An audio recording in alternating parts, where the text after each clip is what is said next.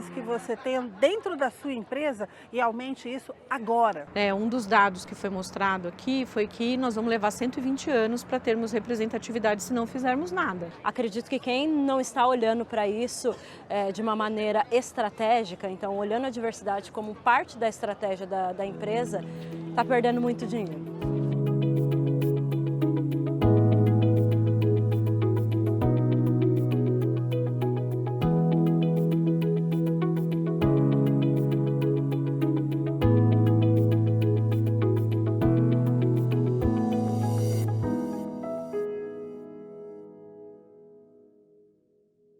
Olá, tudo bem? Aqui é Rachel Maia. Eu me chamo Rachel Maia porque eu trabalhei 28 anos em empresas globais e meu nome é com CH. Por isso que as pessoas me chamam de Rachel Maia. Bom, eu estou aqui hoje na ONU, muito feliz, é a minha segunda vez estando aqui, falando sobre sustentabilidade, falando da importância da sustentabilidade, trazer com base em metas, sim, aprender quais são os objetivos de desenvolvimento sustentáveis. Eu represento 5, equidade de gênero, mas o que fazer para trazer mais equidade de gênero para a sua empresa? Através de metas. A gente tem números bem desafiadores, o Brasil é um país extremamente desigual e a gente tem que trabalhar a diversidade junto com o combate à desigualdade, não tem como a gente desassociar os dois temas.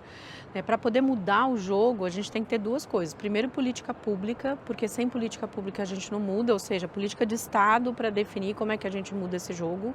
E segundo, a sociedade civil organizada, empresas, organizações, instituições e nós como cidadãos, fazermos a nossa parte. Entendermos essa desigualdade e mesmo que sejam coisas pequenas do dia a dia, a gente mudar esse jogo. As empresas têm um papel muito importante, porque elas congregam uma quantidade absurda de pessoas, afinal todos os trabalhadores, do setor privado estão nessas empresas, então é importantíssimo o movimento e o entendimento das empresas, da responsabilidade delas em mudar esse jogo. Eu tenho 20 anos de carreira no marketing e a caminhada até aqui, posso confessar que não foi uma caminhada tão fácil, principalmente porque eu tenho no meu currículo aí uma indústria de bebida, onde é majoritariamente uma indústria masculina.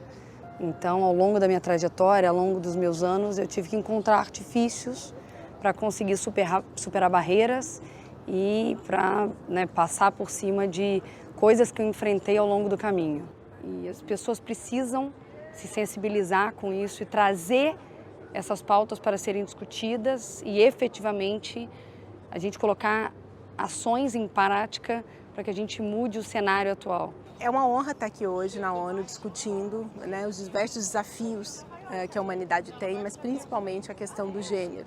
Eu, como mulher, trabalhando há 27 anos no mundo corporativo, vivi várias fases. A evolução é clara no mundo corporativo, ainda bem, mas os desafios ainda são muito grandes. Temos aí uma nova geração chegando, com mais força, com mais posicionamento, e preciso olhar para essa continuidade de todos. A importância do tema diversidade e equidade de gênero no mundo hoje, eu acho que não se discute o porquê dessa agenda, é uma agenda urgente e para o Brasil uma agenda atrasada, mas eu acho que esse momento é muito emblemático, 2022, a gente continuar falando sobre isso, porque diferente de uma evolução, o que a gente vem observando é uma involução. A pandemia e todo o agravamento da questão da distribuição de renda, da saúde mental, da situação financeira das famílias, da situação financeira das mães. Muitas mulheres se separaram durante a pandemia, tiveram que sozinhas tocar o dia a dia dos seus filhos, conciliar isso com o dia a dia de trabalho, a necessidade de trazer dinheiro para dentro de casa. Então, depois de praticamente 2 anos de pandemia, agora, mais do que nunca, é muito urgente a gente levantar esse tema, pensando no Brasil, na situação do Brasil. A gente já tem dados, por exemplo, de que as mulheres não só são as mais afetadas pela mudança do clima, como têm construído soluções para lidar com isso, sempre olhando no entorno da comunidade. Mas a gente precisa olhar especificamente o modo que afeta, que, por exemplo, a gente já sabe que as mulheres no processo de buscar água potável depois das inundações têm sofrido mais com risco de violência sexual. Então, eu acho que olhar, escutar essas pessoas que são mais afetadas e como elas já têm lidado com soluções no território é muito importante. Acho que as empresas podem criar os seus comitês, né, ter um conselho com a sua pluralidade, mas criar comitês específicos. A exemplo do que foi feito aqui nos Estados Unidos, uma das primeiras ações do governo Biden foi criar um escritório sobre clima, sobre meio ambiente, sobre a questão da saúde, né? Então, com você tendo um comitê interdisciplinar para endereçar ações, entendendo as questões de saúde interseccionais no tema, você consegue avançar de soluções que estejam também conectadas com o seu tipo de negócio. Os financiadores têm mostrado um interesse nas empresas que têm olhado para a questão da diversidade, mas também a questão da inclusão.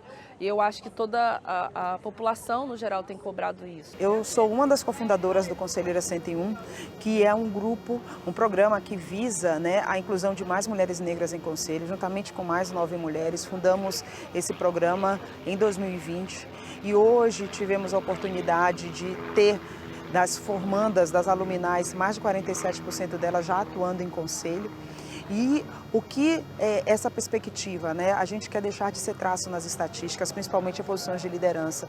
E para isso a gente fundou um grupo para dar visibilidade e possibilitar que essas mulheres estejam nessas posições de alto comando, podendo influenciar de forma estratégica nas pautas das organizações, principalmente dando um olhar não só de gênero, mas também racial, que é tão importante na questão de Brasil. O que avançou é que a gente tem um ambiente hoje, um ecossistema em que a população negra está inserida no que tange o tema do empreendedorismo, né? Eu acho que pela primeira vez, e eu vejo isso de forma histórica, que a gente deixa de falar só de empreendedorismo, da civilologia, da necessidade, da sobrevivência, para o empreendedorismo por oportunidade.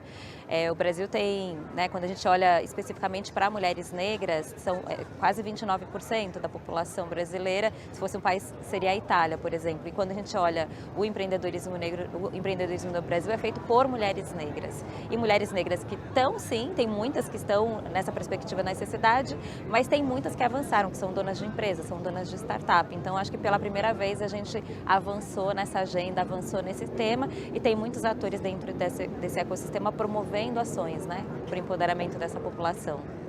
Eu acredito que a gente só consegue avançar a agenda de diversidade dentro das organizações quando a gente tem intencionalidade. Sobretudo quando a gente tem metas muito claras, métricas para acompanhar essa evolução e budget. É super importante fazer esse joguinho para que as coisas deem certo. A McKinsey há anos diz que diversidade dentro das corporações é responsável por uma maior lucratividade. Então, acredito que quem não está olhando para isso de uma maneira estratégica, então olhando a diversidade como parte da estratégia da empresa, está perdendo muito dinheiro. Falar do tema diversidade, eu já faço parte da diversidade, né? Dá para ver aqui, eu sou uma pessoa diversa, uma mulher negra, de cabelo crespo, inclusive, e ela é uma pauta muito cara para todos nós precisamos cada vez mais falar sobre este assunto. Mas não é só falar, nós vamos agir, porque eu sempre digo que falar é muito fácil, agora eu quero ver fazer.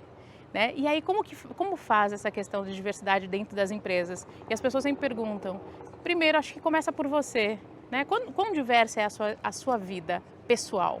Porque dentro da empresa é um pouco mais fácil você colocar diversidade, mas enquanto você vai colocar dentro da sua vida pessoal essa diversidade? Uma das primeiras conversas que a gente teve aí hoje, que falou sobre o capitalismo consciente, falou que o lucro é necessário para a sociedade, obviamente, a gente vive numa sociedade capitalista, mas hoje em dia ele tem que estar acompanhado da consciência de como você está ganhando esse dinheiro. Então, assim, eu tive uma sorte, eu não sei o que, de ter começado a minha carreira num mercado que eu basicamente criei ali ao vivo as regras e como isso rodava, né? Eu participei da criação do mercado de influência e é um mercado que valoriza muito as mulheres, apesar de ter muito mais influência em mulheres, as mulheres ainda ganham menos do que os homens até nesse mercado. Então eu acho que o mais importante é você ter intenção, a consciência e a intenção nas decisões que você toma no dia a dia, porque às vezes são pequenas decisões que estão construindo ali um lugar mais saudável para que tenham mais mulheres representando. Acho que uma das grandes oportunidades de estar aqui com o Todas e com essa liderança feminina é ter aspiração, é ter pessoas onde a gente pode se inspirar. Nós somos responsáveis pelo que vem na próxima geração. Acho que a gente não aspira a nada que a gente não conhece, né? E estar aqui dentro num palco da ONU em que a gente tem diversidade de ideias, de background, de raça, de etnias, é muito importante. Eu acho que a gente traz isso de volta para as nossas empresas. O Pacto Global é a conexão das empresas, né, com a iniciativa pública. Não tem outro jeito de fazer inovação e não tem outro jeito de mudar o mundo se não seja por aliança. A gente acredita que não só as grandes empresas hoje, mas as que estão começando também já têm que nascer com essa mentalidade que as mulheres têm que ter o seu espaço. Durante muitos anos eu fui C-level em grandes empresas e agora é o momento de empreender e também trabalhar esse legado de liderança feminina. É super importante. Hoje, 51% da população brasileira é mulheres, sendo que nas corporações e nas empresas o percentual de mulheres é muito pequeno.